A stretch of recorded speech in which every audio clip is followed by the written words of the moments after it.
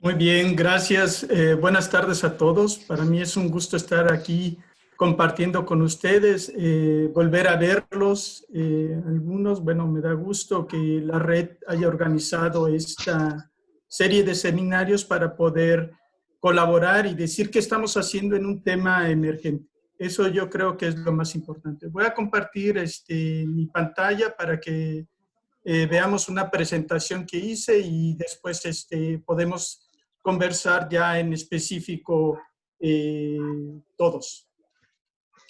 Lo primero o lo más importante para mí es entender si están viendo mi pantalla, espero que sí. Ajá. Muy bien.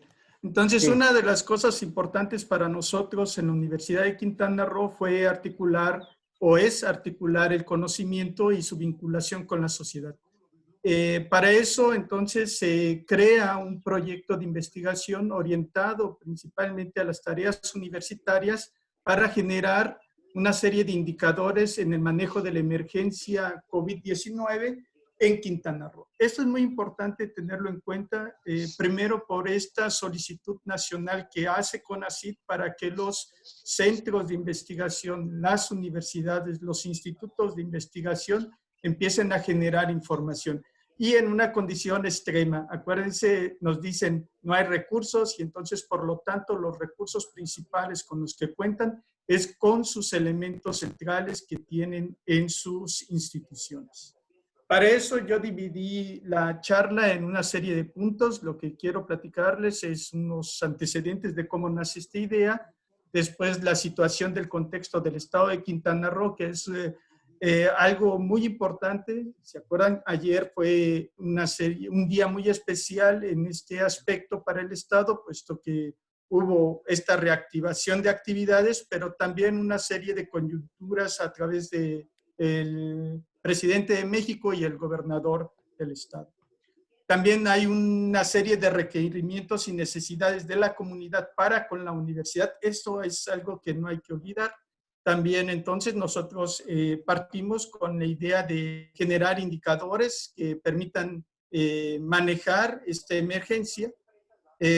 Presentamos ya algunos indicadores que se están haciendo, principalmente estos indicadores estratégicos, los indicadores de seguimiento, los canales de difusión que tenemos y finalmente, lo que es más importante, el grupo de investigadores de la Universidad de Quintana Roo que están haciendo posible este proyecto. Primero, lo más importante es dónde estamos, ¿no? A veces damos por hecho de que conocemos México y no sabemos el contexto. Bueno, estamos en Quintana Roo, es la península de Yucatán, nuestro estado tiene 11 municipios. Tenemos 1.5 millones de habitantes, nos visitan 7 millones de turistas, imagínense esa dimensión, 7 veces más de los que vivimos aquí casi. Y la Universidad de Quintana Roo tiene 4 campus. Eso es muy importante también porque tiene una representación en todo el territorio. Nuestros campus están en Chetumal, que es el campus central, está en Playa del Carmen, en Cancún y en Cozumel. Hay que considerar que el 75%, casi 80% de la población reside en el norte, en estas 3 ciudades que les he mencionado al fin.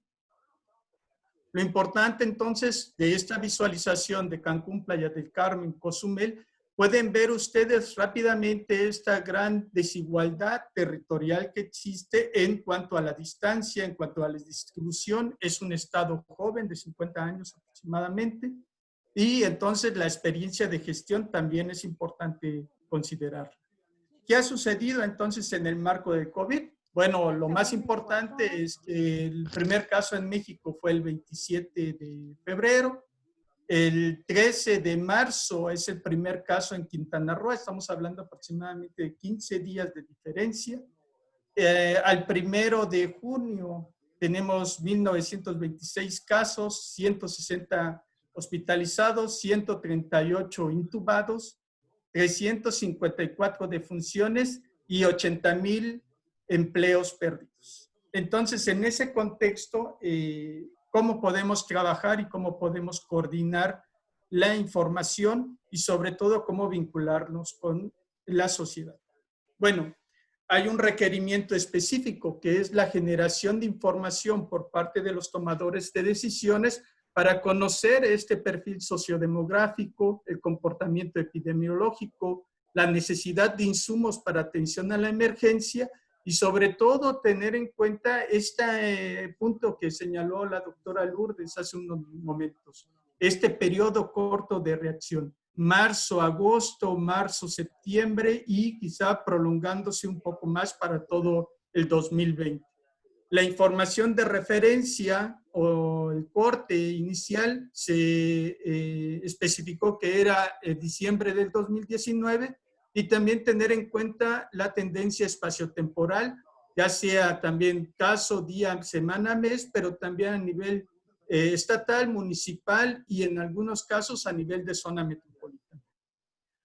Tres objetivos específicos eran son los que se persiguen. Primero, evaluar la capacidad del Estado para atender la emergencia. Esta experiencia es muy importante. La segunda es determinar las deficiencias críticas en la preparación desde diferentes perspectivas y promover actividades de preparación y mitigación con los diferentes coordinadores e instancias correspondientes. Algo muy importante entonces es por qué la Universidad de Quintana Roo. La Universidad de Quintana Roo tiene una experiencia universitaria en la gestión de emergencias. Es la que desarrolla los principales estudios sobre riesgo en el Estado. Tiene entonces una tradición en es una de sus grandes fortalezas. Ha trabajado el Atlas de Riesgo Estatal, pero también los municipales y constantemente está en este proceso de actualización. Sí. Ha desarrollado una serie de investigaciones en cuanto a la evaluación del impacto de los eventos extremos, huracanes, incendios, inundaciones. Entonces, con eso ya se tiene una experiencia clásica, vamos a decirlo así, en este tipo de atención a las emergencias. También desarrolla investigación de frontera en el tema de riesgo y desastre. Entonces, hay un carácter crítico muy fuerte que ahora lo vamos a ver, que trabaja este tema, que propone nuevas iniciativas, sobre todo con nuestro vínculo con Senatur. También tiene una experiencia importante previa sobre el estudio que realizó sobre el impacto de la pandemia H1N1. Esto es muy importante entenderlo. ¿Por qué? Porque entonces tenemos un precedente que nos ayuda a entender cómo actuar. Este estudio lo financió la NUYES y la CESUCA precisamente para entender cómo se había dado este fenómeno, formar un grupo de especialistas en el tema y por lo tanto tener vamos a decirlo, esta experiencia en México y con los colegas de Costa Rica. Estas experiencias nos sirvieron en este momento para entonces dar una estructura al proyecto que queremos hacer. También la información es muy importante. Vemos que los referentes de información son del 2010, 2015. Sin embargo, la Universidad de Quintana Roo se ha caracterizado en los últimos años de hacer investigación actualizada con una serie de levantamientos de información de campo muy costosos, como ha señalado también la expositora anterior. Y estas investigaciones nos hicieron entonces tener referencia de datos del año 2017, 2018 y 2019. Estos perfiles de resiliencia urbana, estos atlas de riesgo, estos levantamientos de la susceptibilidad, de la variabilidad, etcétera. Entonces son nuestros bancos de información para hacer estos tratados sobre la vulnerabilidad. Y algo muy importante es el vínculo directo con los gestores de la emergencia. Tenemos que tener una serie de diálogos y esos diálogos es muy importante para las universidades estatales y sobre todo este pie de vínculo directo en tres áreas específicas. Por ejemplo, nosotros tenemos presente el Centro de Información Geográfica que está en Chetumal, que es un referente principalmente en la cuestión de cartografía y la cuestión de huracanes. El Observatorio Urbano de la Riviera Maya, que se ha caracterizado por el levantamiento de información específica y su colaboración con INEGI, y el Laboratorio de Observación e Investigación Espacial, que ha sido el conductor de muchos de estos proyectos de resiliencia. Bueno, también vamos a pasar entonces ahora sí, ¿qué estamos haciendo? Nada más hay que decirme rápido del tiempo, si no se me va a ir ahí. Entonces, primero, los indicadores que hemos diseñado ha sido principalmente para el manejo de la emergencia. Hemos visto que hay modelos extensos, robustos y a su vez confusos para el manejo de la emergencia. Y esto ha hecho que no entendamos el papel que tiene que tener la información que generamos para estos gestores. También es una amenaza nueva, desconocida, y por lo tanto hay que definir primero su caracterización y con ello empezar a determinar las variables que vamos a analizar.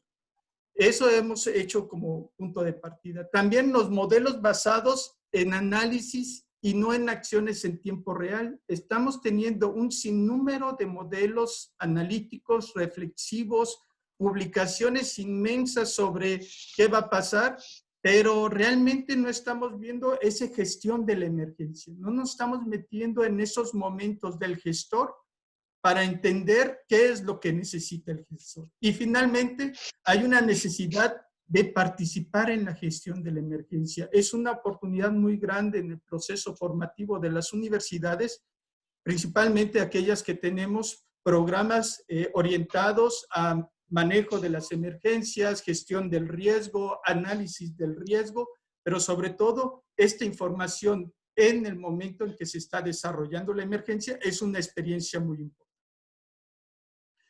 Nosotros entonces partimos con este esquema clásico. El esquema lo está diseñando la doctora María Luisa Hernández Aguilar. Ella es una experta en resiliencia. Ella entonces analiza 3 momentos básicos. El primero es el prever, el segundo es el monitorear, que es el durante, y el tercero es responder. Aquí tenemos entonces una serie de insumos que nos van a estar entonces dando información, indicadores para esta gestión de la emergencia. ¿Cómo hemos diseñado estos indicadores? Lo más importante es definir para qué se va a usar, qué tipo de indicadores voy a usar. Segundo, el monitoreo de indicadores. La pregunta más importante, la pertinencia del indicador, los datos, la comprensión, la capacidad de predicción, los valores de las necesidades de los gestores. Y también el control de los indicadores mismos, confrontarlos directamente con los tomadores de decisiones. Es significativo el indicador, tiene relevancia, se va a usar, hay que discutirlo nuevamente o es difícil de ejecutar. Para ello, nosotros tomamos un esquema de gestión de la información muy básica. Primero es, ¿qué tenemos para desarrollar nuestro modelo de indicadores que hemos diseñado? Primero, pues empezamos con los indicadores sencillos y con los que tenemos información. Después pasamos con los sencillos, con los complejos que tienen información. Y así sucesivamente, para entonces tener etapas de conocimiento y etapas de brindar información oportuna y también saber qué información podemos tener. Por ejemplo, a raíz de que se liberan los datos el 12 de abril, no todos, la mayoría de todos los que estábamos participando en el diseño de seguimiento de la emergencia, pudimos enriquecer nuestros modelos. ¿Por qué? Porque la información estaba disponible. La información se puso libre a nivel municipal. ¿Qué estamos haciendo para la difusión? Bueno, primero es un proyecto de carácter institucional. ¿Qué generamos? Primero generamos ustedes pueden entrar a este link, podemos ver qué es el proyecto, cómo se caracteriza el proyecto. Hay reporte de indicadores, hay esquemas, diagramas que nos pueden estar señalando cuál es. Por ejemplo, es un sistema, un reporte diario de lo que está sucediendo en cuanto a la enfermedad. Tenemos, por ejemplo, nuestro índice de movilidad que lo desarrolla un profesor de la unidad Cancún. Y entonces damos seguimiento a esto. Esto que preguntaban hace poco de, bueno, es importante tener este indicador analítico.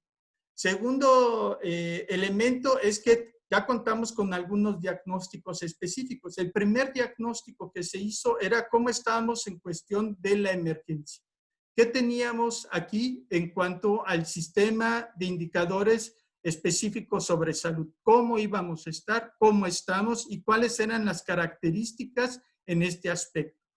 El segundo eran los elementos específicos de generar información concreta, ya original, sobre este tema. En este caso, nosotros estamos tomando en consideración las comorbilidades como un eje central del análisis de nuestros indicadores. ¿Por qué? Porque eso nos va a dar pie a confrontar todo el sistema, no solamente de salud, sino de prevención, para hacer precisamente estas recomendaciones.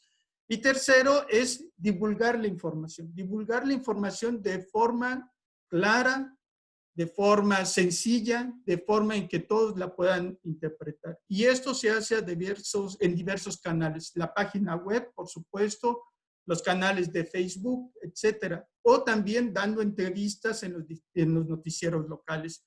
Como, por ejemplo, ustedes pueden ver aquí una gráfica muy sencilla que es al 31 de mayo, donde vemos la marcha de la pandemia en Cozumel.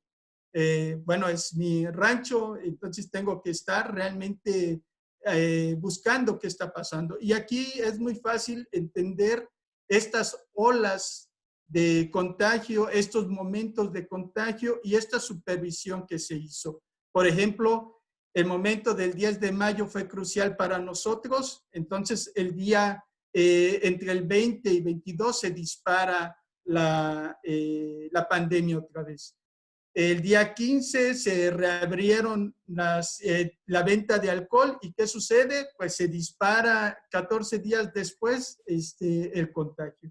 Fue una cuestión simbólica, pero es importante entender por qué este distanciamiento social y de estas medidas que se han señalado en un momento dado hasta anticonstitucionales.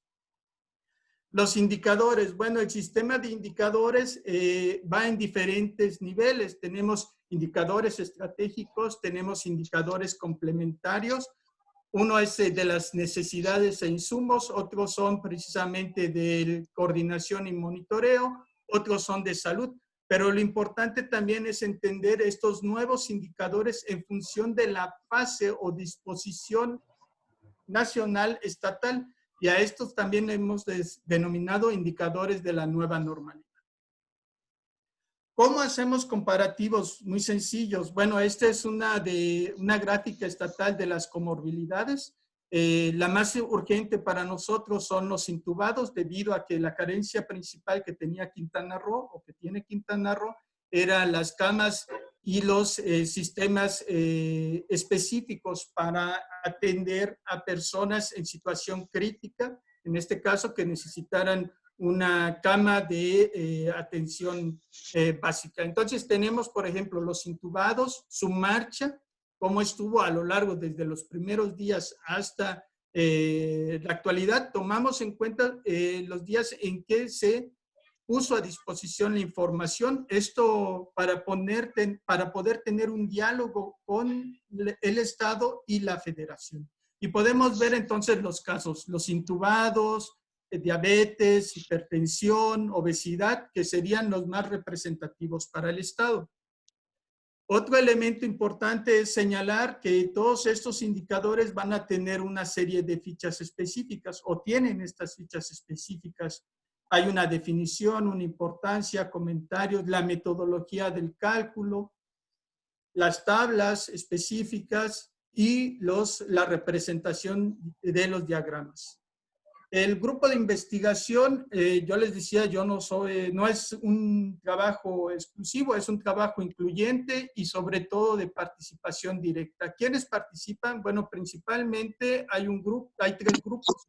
Es el de comportamiento epidemiológico y perfil sociodemográfico, a cargo de la doctora María Lourdes Rojas Armadillo. Ella es una especialista específicamente de la División de Ciencias de la Salud, y donde está nuestra, vamos a decir, facultad de medicina. Nosotros tenemos divisiones, División de Ciencias de la Salud, y tiene las carreras específicas de medicina, de farmacia y desarrollo de la salud. Y entonces ellos parten con esta información específica del perfil epidemiológico. Están los economistas a cargo del doctor Fernando Cabrera Castellanos y su grupo de investigación. Este grupo es muy interesante porque es un grupo que tiene representatividad en todo el estado. Está la doctora Lucinda Arroyo, en Cancún, en Cozumel, perdón, en Playa del Carmen hay otros profesores también. Y finalmente el tercer grupo es el monitoreo de indicadores y georreferenciación. ¿Por qué este grupo? Bueno, este grupo es el que va a estar entonces llevando mucho de la información que nos generan estos gestores a estos sistemas de visualización que tenemos en nuestra página web.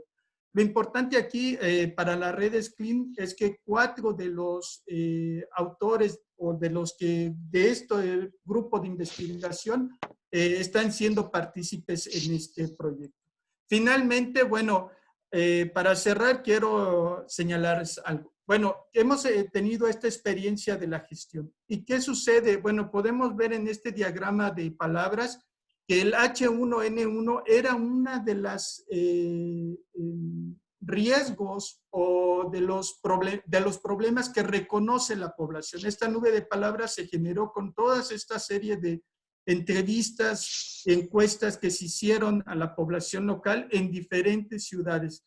Cozumel, Cancún, Playa del Carmen y Chetumal. Y entonces identificamos esa, pero no es la única amenaza, vamos a decirlo así, de carácter biológico. También está la parte del dengue, etcétera. Tenemos entonces un comportamiento diferencial en Quintana Roo de la pandemia. Ahí tenemos la última gráfica, bueno, una gráfica, y también el perfil de la población. Este perfil de la estructura de población nos permite entender que no podemos tomar una serie de, vamos a decir, parámetros sin conocer el fenómeno. Tenemos que centrarnos en el conocimiento del fenómeno para poder entonces empezar a hacer indicadores de vulnerabilidad muy allegados a esta realidad de la amenaza que está teniendo este fenómeno del COVID. Bueno, esa es mi participación y por supuesto agradezco y perdón por extenderme un poco más del tiempo.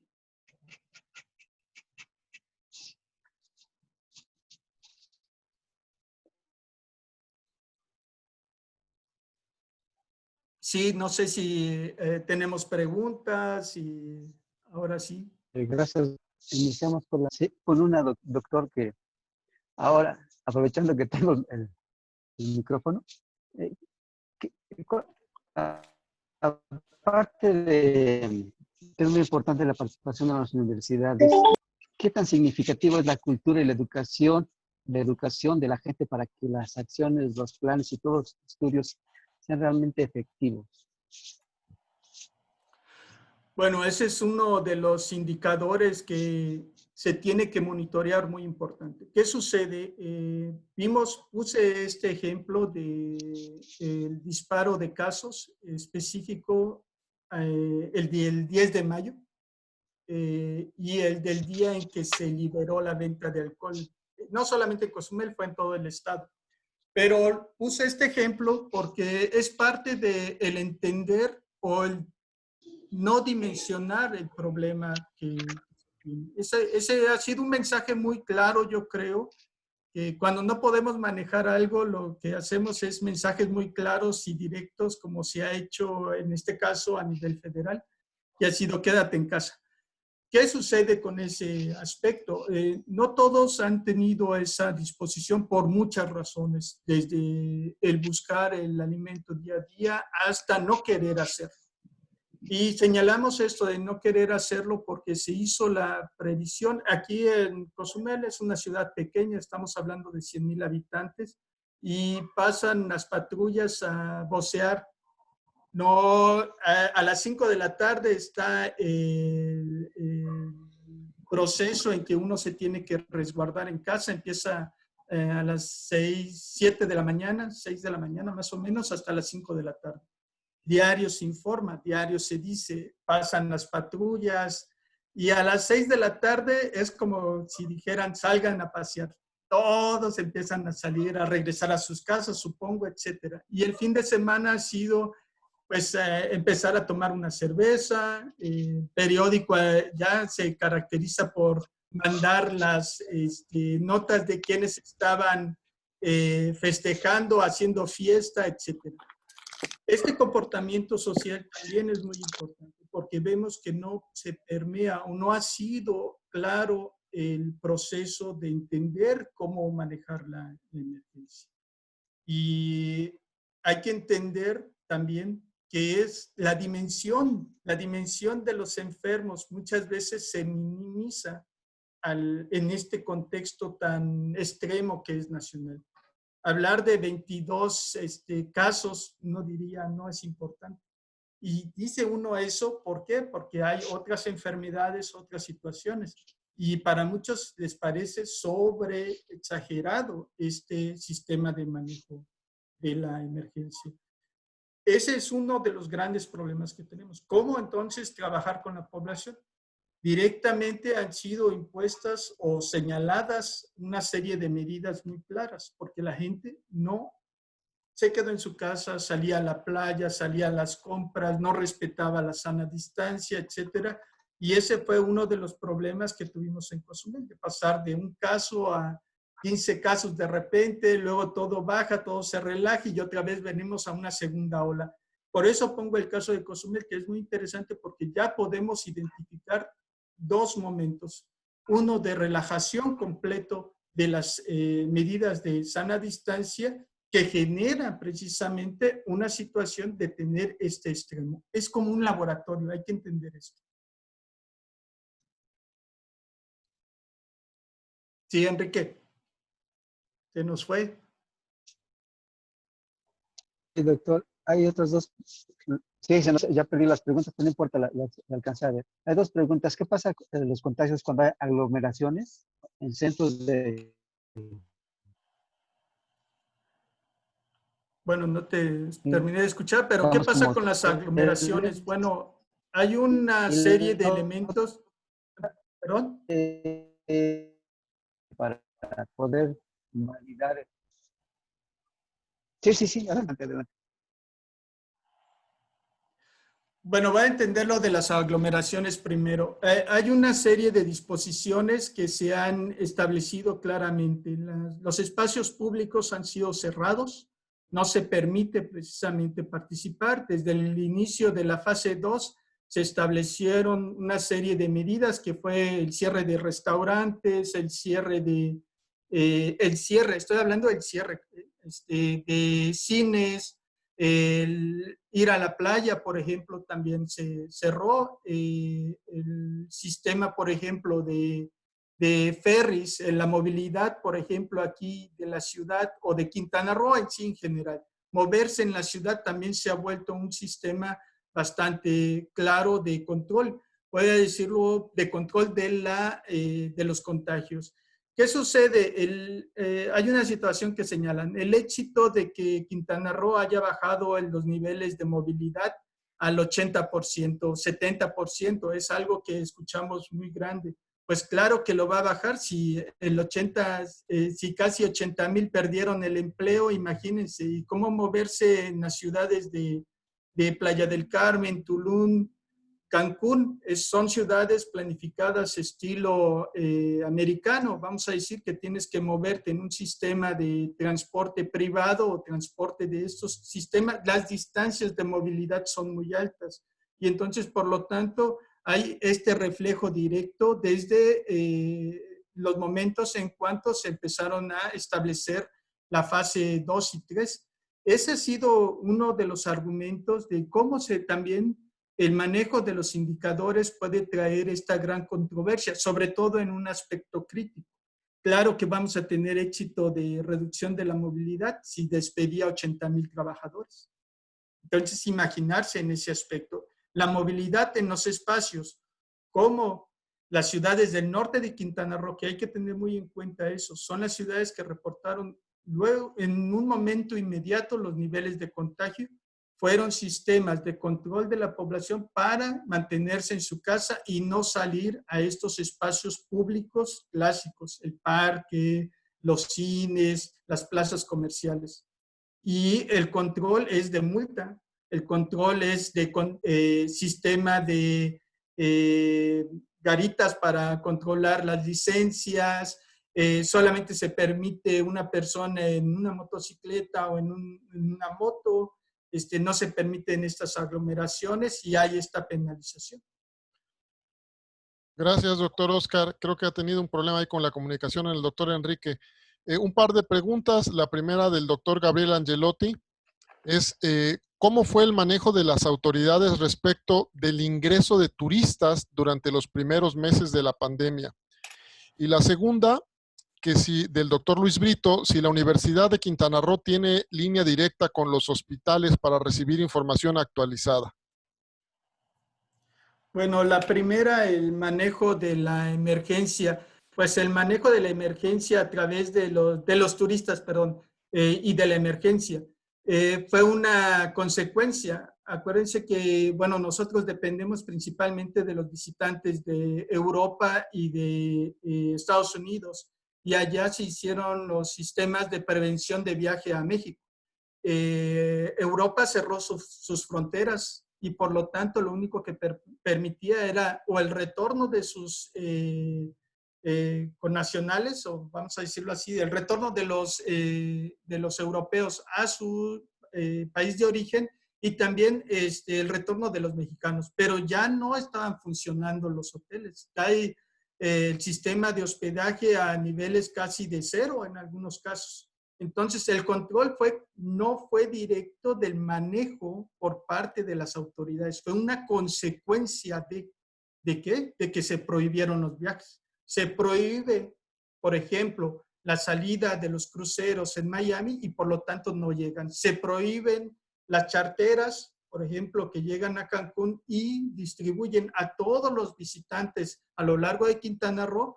Se cierran, ya no permiten ese viaje y por lo tanto, pues ya es una reacción. ¿Por qué? Porque en las primeras semanas de la emergencia, ya en Alemania, voy a hablar España, Alemania, Italia, ya estaban poniendo estas condiciones.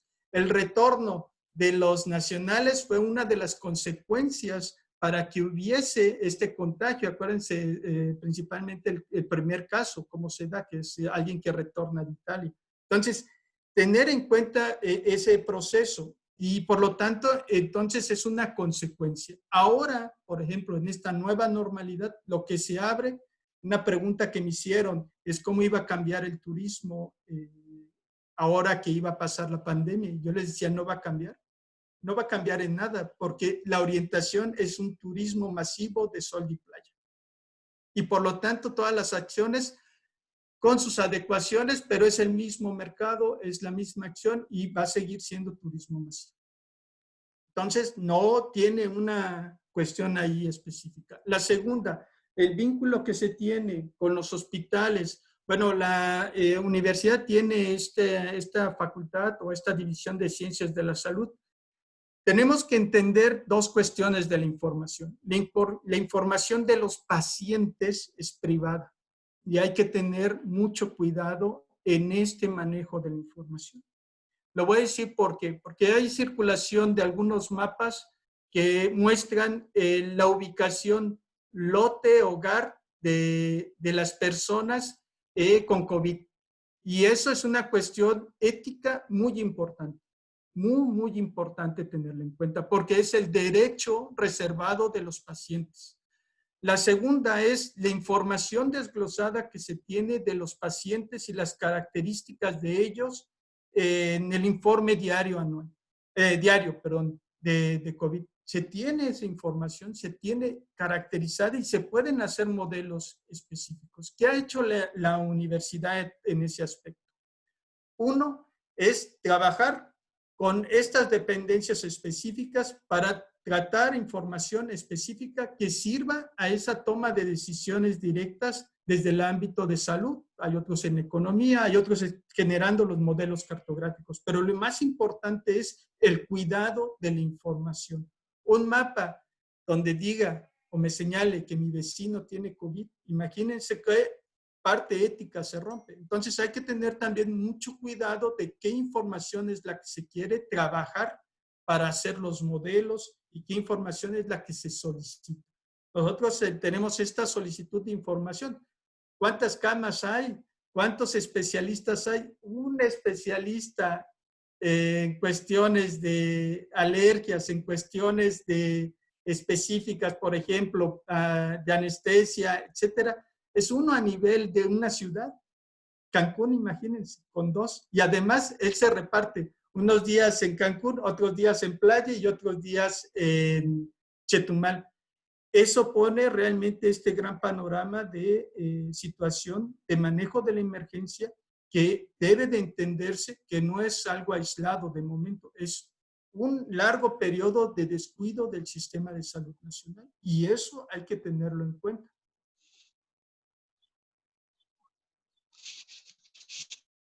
Oscar, hay otras dos preguntas de María Romo. Dice que si tu modelo puede ser extrapolable a otros sitios geográficos y qué hacer en los sitios donde no tenga esa buena relación con la población que se estudia y las autoridades sanitarias. La segunda va en el sentido de las políticas de recuperación y cómo se reconfigura el territorio y la urbanización ante esta situación. La primera no te entendí bien. Sí, ¿cómo puedes extrapolar tu modelo a otros sitios geográficos Muy si no bien. hay una buena relación con las autoridades sanitarias? Bueno, lo más importante de los modelos es cuando tenemos el caso perfecto, vamos a decirlo así. Podemos buscar entonces ese modelo, replicarlo. ¿Qué estamos haciendo ahorita precisamente en la red SCLIM? Estamos trabajando con Julio para el análisis de Puerto Vallarta y el análisis general de Jalisco. Se está asesorando a la gente de Querétaro y a la gente de Acapulco. En específico, este último es muy importante por los vínculos que se tiene precisamente primero uno personalmente con ellos, pero también con su vínculo que tienen estos actores, vamos a decir locales, que serían Julio, Daniel, bueno, las diferentes personas de la red y que pueden entonces estar abriendo esa puerta. ¿Qué sucede con estos modelos, estos índices? Son índices que estamos viendo que primero ellos no quieren una lista de 50 indicadores. Cuando nosotros nos sentamos con los investigadores, sacamos aproximadamente 50 indicadores. Imagínense presentarle 50 indicadores al gestor, pues no, ¿verdad? Y ellos mismos nos dieron la información de cuáles eran estos indicadores específicos. Son 10 indicadores específicos. Y mucho es, primero, sobre el conocimiento de la pandemia, porque lo desconocemos. Eso es lo más importante, es qué está pasando, en cómo está llegando, a qué población está afectando, en qué condiciones. No sabemos realmente eso. Entonces, de partir de eso. Y entonces eso permitirá, yo creo que algo que subestimamos de la relación de las universidades locales es esa pertinencia y ese vínculo local que tienen con los entes administrativos. A veces es su primo, su tío, su amigo, que los conocen, se conocen. Y esa es una fortaleza que hay que aprovechar de este sistema o de estos modelos, vamos a decir, muy locales, que después pueden replicarse a nivel de otras localidades e ir buscando esas buenas experiencias. Eso es lo más importante. ¿Qué nuevas experiencias? ¿Qué buenas experiencias hay? Ese sería uno de cómo buscar atender eso. Y yo creo que a veces más bien es buscar quiénes son esos enlaces con la población, con los gestores locales, para poder replicar los modelos. Y la segunda es cómo las políticas de recuperación. Las políticas de recuperación, en el caso de Quintana Roo, empezaron primero con las despensas. 25,000 despensas en Cozumel se repartieron la primera semana. Y todos decíamos, bueno, pues ¿cómo que 25,000 si son 25,000 hogares? 600,000 despensas a nivel estado. A todos nos tocó despensa, yo creo, porque ¿cuántos hogares son en Quintana Roo?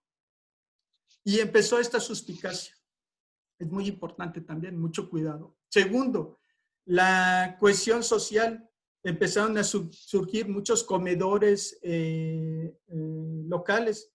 Esto es muy importante porque recuerden que se perdieron casi todos los empleos. Estamos hablando de casi 80% de los empleos se perdieron. Quizá eso no lo dimensionan en otros contextos, pero aquí la dependencia con turismo es directa. Y quizá por eso el hincapié que se hace de ese peso de hacer una política asistencial en un principio y en estos sistemas de recuperación. Ahora, por ejemplo, es la recuperación de apoyos específicos para el empleo, apoyos específicos para las empresas, los niveles, por ejemplo, de apoyos específicos para las microempresas. Estos indicadores realmente va a poder uno señalar qué impacto tienen. El más importante, no sé si ayer vieron el mensaje específico que se dio, es quiénes están registrando realmente su empresa y quiénes están pagando el seguro de los empleados. Solamente se va a permitir a esos. Entonces, esta gran informalidad del empleo que se daba también en la parte de las malas prácticas de las empresas, va a ser un reto muy importante, porque solamente son las empresas que tienen en sus funciones a sus empleados y que los tienen registrados.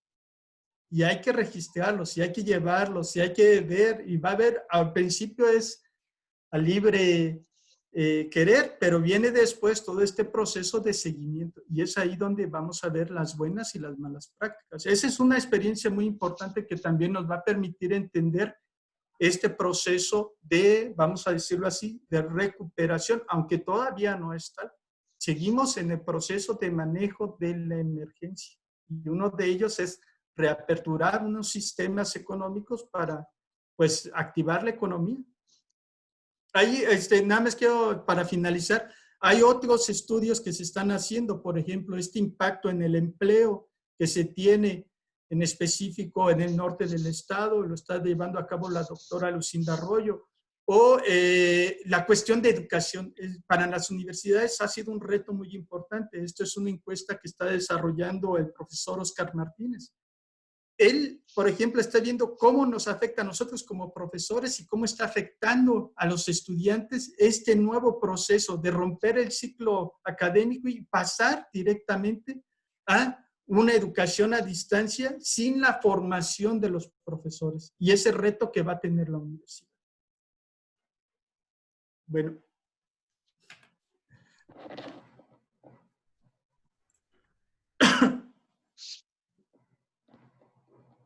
Oscar, Su presentación. Carlos, perdón, Lo voy a pedir hace rato estaba leyendo una reflexión pregunta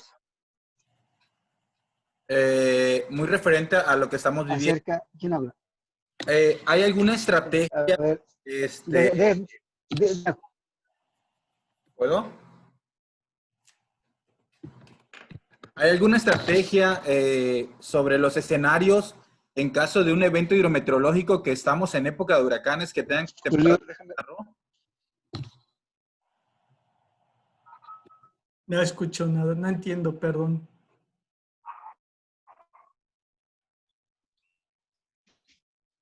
A ver si me escuchas a mí, Oscar. ¿Me escuchas? Sí, mejor. Sí. Gracias. Mira, hay un par de preguntas más que están aquí en pantalla en el chat, pero que parece del papel de las universidades. Están quedando rezagadas. Es que no hay tiempo. No hay tiempo. La primera es en relación a lo que comentaba el doctor Julio, ¿no? Si iniciando el periodo de huracanes hay alguna previsión en relación a los albergues y demás y los contagios que se puedan suceder. Mira, muy y la importante. segunda, de la doctora Lourdes Romo, que está en relación, si al final de un análisis integrado de los indicadores, se puede integrar un modelo de resiliencia extrapolable a otros sitios para que entonces, donde los sitios donde no tengan buena relación, haya posibilidad de aplicarlo. Sí, bueno, primero para lo de la emergencia. Por ejemplo, el día de ayer y antier cayó una serie de precipitaciones extremas en Chetumal.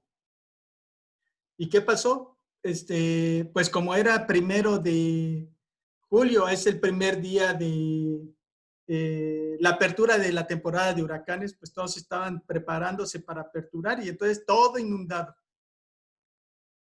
¿Qué pasó con ese sistema de manejo multinivel o amenaza y multigestión del riesgo? Se olvida. Ahorita todos, nosotros somos así, ¿no? Yo les digo como mal empresario. Si uno vende chicles, todos vamos a vender chicles. Si uno vende zapatos, todos vamos a vender zapatos. Si todos hacen COVID, todos hacemos COVID. Yo puedo hacer mi cartografía de sistemas, de vulnerabilidades. Ese es mi fuerte. Yo voy a decirlo así, así como lo expuso la doctora. Ese es su fuerte. Eso es lo que sabe hacer. Y eso es lo que tiene que manejar. Y eso es lo que va a proponer. Pero así cada uno de nosotros. Y el problema es que realmente no estamos pensando en estos multiniveles. Por eso digo muchas veces, no estamos aprendiendo de la gestión del riesgo. Seguimos haciendo investigaciones de fenómenos completamente aislados. Esa es una de las grandes experiencias, vamos a decirlo así. ¿Por qué? Porque ahorita en el proceso de levantamiento de los sistemas, por ejemplo, de resguardo, de albergues, no está actualizado el inventario. ¿Cómo se van a manejar? ¿Cuál es el protocolo de seguimiento? ¿Cuántas personas va a haber ahí? ¿Cómo se va a manejar? Ya tuvimos el evento de precipitación extrema y fue un caos.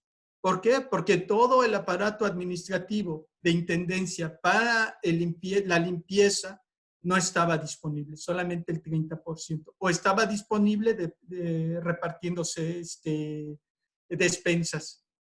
Fíjense cómo está uno de los problemas muy fuertes. Y el gran problema es que otra vez es la sociedad civil organizada la que tiene que salir a ese nivel, a gestionar esa emergencia. En este caso, la emergencia de ayer fueron las inundaciones. Fíjense. Entonces, no estamos preparados. Ese sería un llamado de atención muy fuerte. La cuestión de la resiliencia, claro que sí, yo creo que esto nos va a dar un pie muy importante. ¿Cuál es el indicador de resiliencia? No sé si lo pudieron ver en la conferencia. Es el número de recuperados conforme al número de pacientes que tenemos totales. Ese es el índice de resiliencia que maneja el gobierno federal. No nos habla de toda la experiencia que hubo de las comorbilidades, que ha sido, yo creo, el elemento central.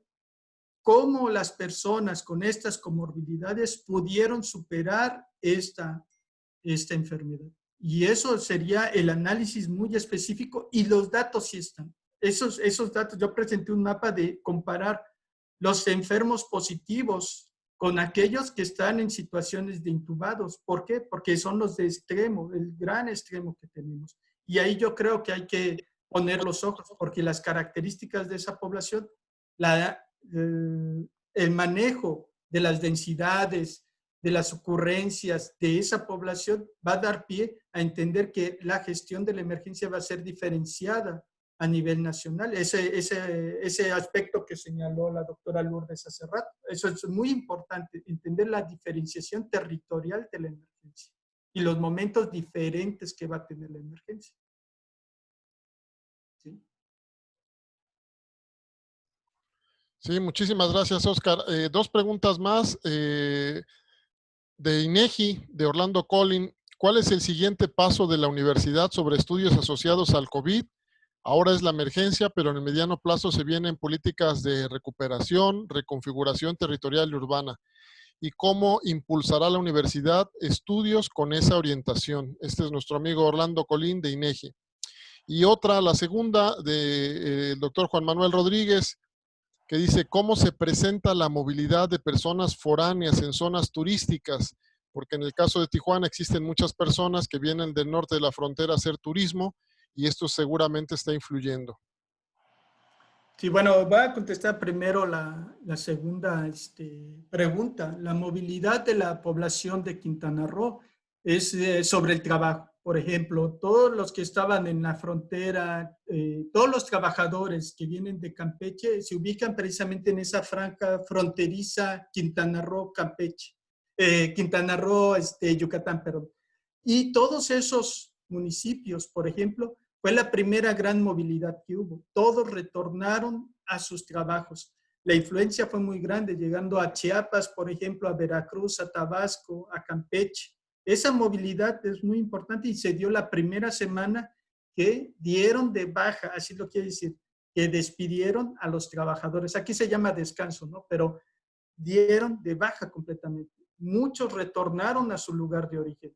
Y entre ellos, algunos que ya estaban con este problema del COVID, que fue esa masa